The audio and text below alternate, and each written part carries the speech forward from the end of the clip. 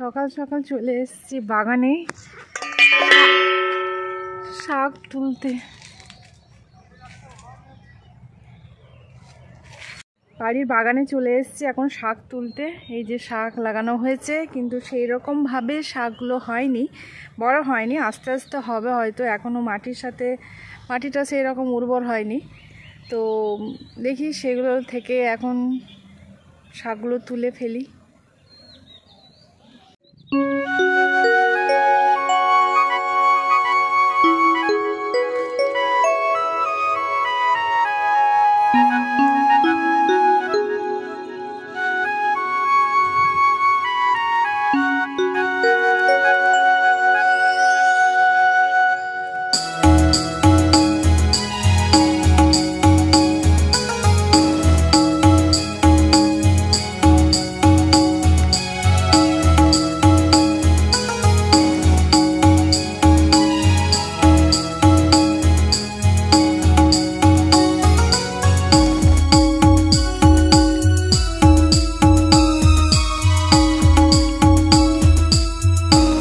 বাগানে যাই লাগাই না কেন, সেই শাক বলো বা সবজি বলো, বেশ টেস্টি লাগে খেতে। সে যেমনই হোক, একটা আলাদা রকমের একটা টেস্ট লাগে। আর বাপি লাগিয়েছে, আর আমি এগুলোকে এখন তুলে তুলে নিয়ে যাচ্ছি, কারণ এগুলো ছোট থেকেই বেশ ফুল হয়ে যাচ্ছে, তার কারণে এগুলোকে তুলে ফেলছি আস্তে আস্তে। মানে এই জমির সাথে তো এগুলো এখনও বন্ধুত্ব হয়নি গাছগুলোর, তো একটু সেরকমভাবে অতটা হয়নি, ঘন হয়নি শাকটা, তো যতটা হয়েছে আমাদের খাওয়ার জন্য মোটামুটি ঠিকই হয়েছে।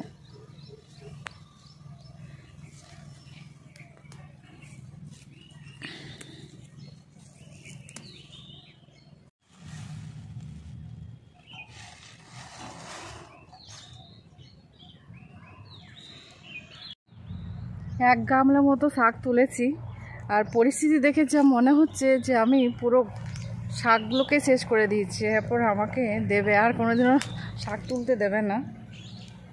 আর কিছুখানি লাল শাক হয়েছে, সেরকমভাবে হয়নি কিছু, তো এতগুলো তুলেছি, এরপর জানি না বকানি খাবো না কি খাবো।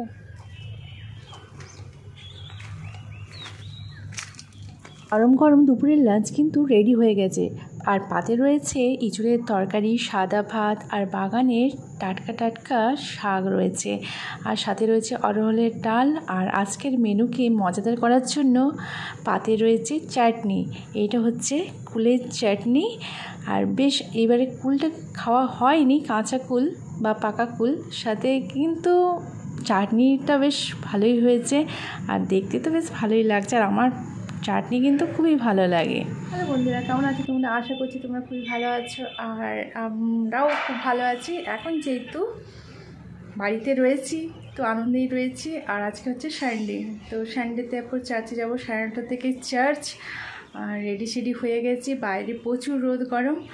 এখান থেকে আমাদের চার্চের দূরত্ব হচ্ছে 5 কিলোমিটার পর্যন্ত। তো বাপির সাথে বাইকে যাব, তো চলো তোমরা দেখতে থাকো, আশা করছি তোমাদের বেশ ভালোই লাগবে। আর প্রভু তোমার মহান দয়ার নিদর্শন প্রভু, যে এখনো প্রভু আমরা তোমার সম্মুখে আজকের এই সুন্দর দিনে পবিত্র দিন আমরা পেয়েছি। আজকের এই দিনে আমরা তোমার গৌরব করে দিলাম যে তুমি তোমার পবিত্র সহভাগিতা দিলে। যদি আমাদের জীবন পবিত্র কোনো প্রভু অপ্রভু আমাদের তেমন কোনো যোগ্যতা নাই যে আমরা তোমার সেই পবিত্র সহভাগিতা লাভ করতে পারি, তোমার মহান অনুগ্রহ করিতা। তাই আজকের এই দিনে, এই পবিত্র দিনে যখন আমরা তোমার বাক্য ধ্যান করি, সেই তোমার সে সুতরাং তোমার বাবাদের বাক্য যখন আমরা ধ্যান করি, পিতাগো এক ওয়ার্নিং বাক্য আমরা পাই। ও পিতাগো শিল্পে তোমার আত্মার সামর্থ্যে প্রত্যেকটি জীবনের সেই অনেক সময় তোমার সেই অনুযোগ বাক্য, অনেক সময় তোমার সেই ওয়ার্নিং বাক্য।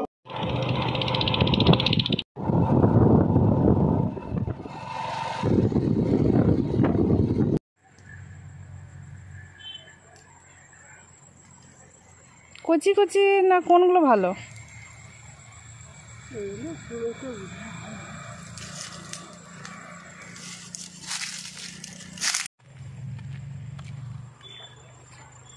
সন্ধ্যেবেলায় বেরিয়েছি মা আর মেয়েতে পেরু বেরু করতে। আজকে হচ্ছে লাস্ট দিন, কালকে চলে যাব। একটু রাস্তাতে বেরিয়েছি দুজনে মিলে, আর সন্ধ্যা পুরো নেমে এসছে, মানে ঘনিয়ে গেছে।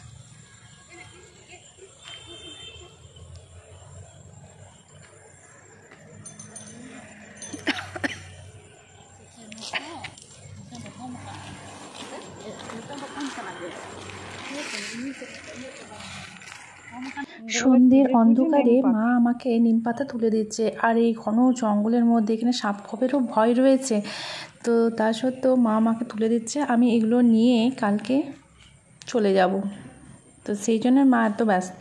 আর এই চোখতে সন্ধ্যেবেলায় বসতে বেশ ভালো লাগে। আজকে কিন্তু মশা নেই, কিন্তু মশা থাকলে বসা যায় না। আর এই সন্ধ্যের পরিবেশে তো বেশ ভালো লাগে, কারণ এই সময় একটু ঠান্ডা হয়, সারাদিনটা প্রচুর গরম হয়, তো এই সময়টাতে বেশ ভালো লাগে এখানে বসতে, আর হাওয়াও বেশ ভালো খেলে। মানে খোলা জায়গা তো, আর পাশাপাশি কোথাও ঘর বাড়ি সেই রকম নেই, তার জন্য হাওয়াটাও বেশ ভালো খেলে। তো একটু কিছুক্ষণ এই যে বসে থাকবো, তারপরে বাড়িতে ঢুকবো। বাইরে থেকে এই মাত্র ভেতরে এলাম, আর সন্ধ্যাবেলার গরম গরম চা রেডি হয়ে গেছে, আর আমরা এখন 3 জনা মিলে চা খাবো। আর এই চাটা কিন্তু সুগার ফ্রি, কারণ মা আর বাপির সুগার রয়েছে, তাই আমরা এই সুগার ফ্রি চা দিয়ে আমাদের সন্ধ্যাবেলার জলখাবার আমরা সেরে ফেলবো। আর যেহেতু বাড়িতে আমরা এখন 3 জনা, কারণ যারা যারা থাকে তারা সবাই নিজের কাজে চলে গেছে, আমিও চলে যাব কালকে।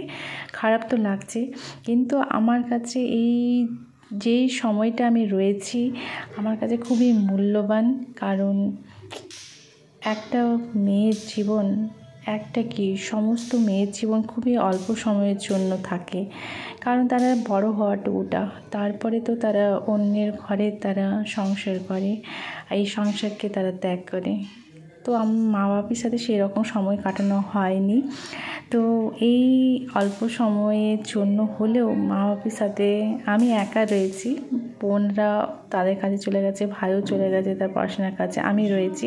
একটা পুরো পরিবার যখন সবাই মিলে তাকে গম গম করতে থাকে খুবই আনন্দ লাগে, কিন্তু আমি কিন্তু এই একাকিত্বের মধ্যেও বেশ ভালো ফিল করেছি, কারণ মা বাপির সাথে এই সময়টা কাটাতে পারাটা, কারণ আমার কাছে আমি সেরকম পাইনি মা বাপিকে কাছে, তো আমার কাছে এটা খুব গোল্ডেন সময় ছিল। আর তাদের যে বকাবকি সেটাও বেশ ভালোই লাগছিল, মজা লাগছিল।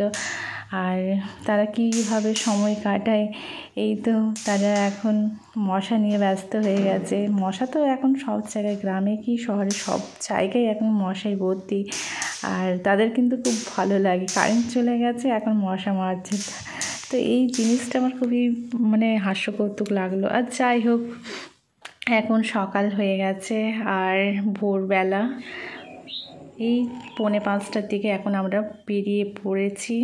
বাপি আমাকে ছাড়তে এসেছিলো, আর এখন আমি যাচ্ছি তোমাদের দাদাভাইয়ের কাছে। অনেকটা সময় আমি কাটালাম মা বাপির সাথে, এরপর চলে যেতে তো হবেই। আর স্টেটে যাচ্ছি, স্টেট বাসে, মনে হচ্ছে যে 4 চাকার এরোপ্লেনে যাচ্ছি, এত স্পিডে যাচ্ছি কি আর বলবো। তো এখানে আমার ব্লগটা শেষ করছি, দেখা হবে নেক্সট ব্লগে, বাই।